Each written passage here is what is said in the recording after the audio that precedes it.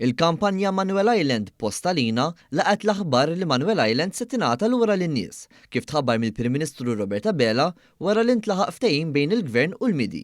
Din l-art se tingħata wkoll flimkien ma' Forti Tinjef ta' Sliema. Dan intqal f'kitba fuq il-midja soċjali fejn ingħad li din hija aħbar pożittiva hekk kif waslet inqas minn sena wara li twaqfet bħala kampanja. Din il-kampanja kienet waslet għal aktar minn 29,000 firma bilan li Manuel Island issir park nazzjonali.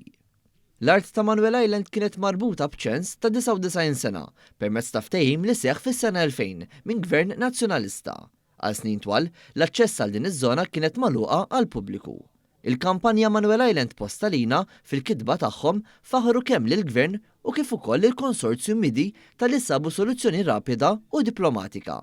Dan hekk kif il-ftehim bejn il-Gvern u l-Konsorzju Midi seħħ barra l-qorti. Sa dan it-tant il-Fondazzjoni Wirtartna laqgħet ukoll din l-aħbar li ħabbar il-Prim Ministru Roberta Bela li ntlaħaq ftehim bejn il-Gvern u l-Konsorzju Midi li permezz tiegħu Manuel Island u Forti Tinje se jingħataw lura lin-nies.